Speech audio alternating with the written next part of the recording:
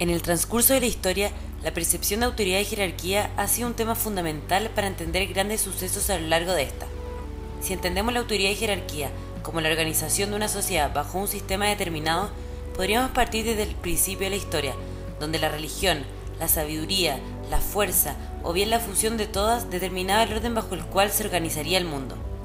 Sin embargo, la pluralidad de sistemas imposibilitaba analizar de forma global este suceso, hasta ya entrado el siglo XV.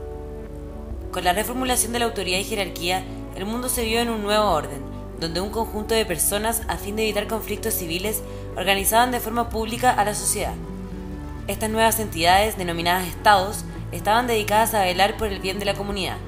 Así, comenzó un proceso lento y paulatino que llevó a las personas a replantearse los límites bajo los cuales querían vivir, generando crisis globales basadas en economía, poder político, armamental e identidad. Las múltiples crisis a las que se vio sometido el mundo tuvieron como consecuencia guerras y conflictos, y como solución a este desencanto se reformuló nuevamente el Estado, dejando de gobernar a las personas para simplemente regular y limitarlos de forma más general.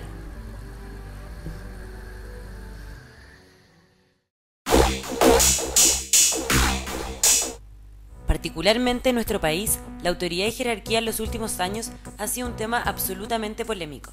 El siguiente documental plantea analizar este suceso y su percepción por parte de la sociedad bajo 3 sistemas contemporáneos de nuestra historia.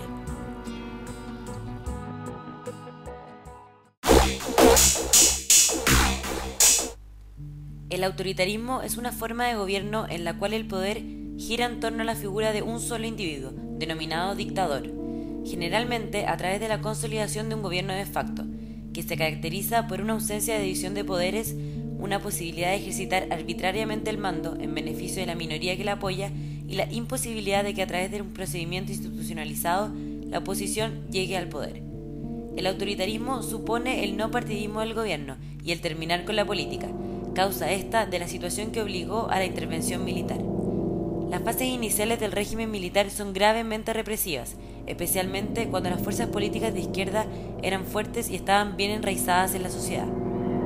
Los cambios que los regímenes autoritarios tratan de producir buscan reordenar de acuerdo a nuevas bases al conjunto de la sociedad, y en este sentido los sectores populares, dado su desarrollo y auge, surgen como el obstáculo principal para una refundación del capitalismo. Principalmente, lo que se persigue es poner orden, desmovilizar, normalizar, apaciguar una sociedad en crisis.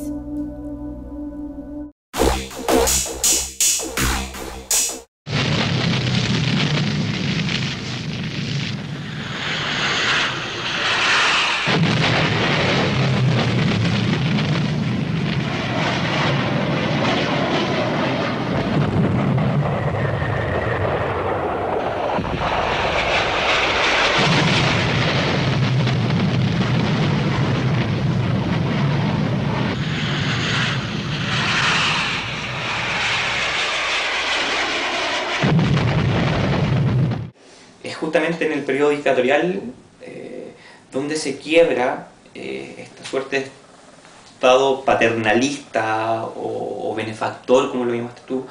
Es ahí cuando se quiebra ese tipo de estado. Entonces, si de alguna manera podríamos hablar de una transición, es la transición que instaura ese corte desde un estado proteccionista o paternalista a un estado un poco diferente, a un estado que privatiza las cosas, que se abre al mundo en términos económicos, donde es mucho más importante que el mercado interno es el mercado externo. Entonces ahí está la primera transformación. Para poder hacer eso, para poder liberalizar en ese punto de vista económico, post-80, es muy importante controlar. Es muy importante controlar. Y desde ese punto de vista, el Estado es un Estado, como ustedes lo definieron, autoritario. Es un Estado regulador, controlador, en el cual que disuelve cualquier tipo de fuerza societal, colectiva, porque no le conviene. No le conviene. Y es tanto así, es tan fuerte lo que intenta hacer en términos políticos y culturales políticos, que existe la reacción muy fuerte de la ciudadanía. Y se conforman desde los 80, desde el 83 hasta el 86 en adelante, entre el 83 y el 86, se da todo el periodo de protesta social, que es cuando se da un cuestionamiento muy fuerte a esta autoridad jerárquica, lineal, autoritaria, violenta también, represiva. La sociedad generó secuelas culturales muy fuertes de ahí, muy fuertes. Pero yo creo que se consolidaron ciertas prácticas que venían, es decir, ha sido tradicionalmente una sociedad machista, sin duda, machista. Y eso hay un tipo de autoridad cotidiana, del cotidiano. Ha sido una sociedad adultocéntrica también. En periodos que abre espacio a la juventud, pero es principalmente adultocéntrica. Y son formas de autoridad que se van estructurando y que bien ahí se hicieron más claros. Es decir, por el régimen que había, por la forma de coordinación social que había, el padre golpeaba más fuerte la mesa y decía: tú cállate, no puedes hablar porque eres chica. La autoridad es ejercida en función del dominio, y el dominio significaba en determinado momento utilizar poder, y utilizar poder significaba utilizar la fuerza física si correspondía.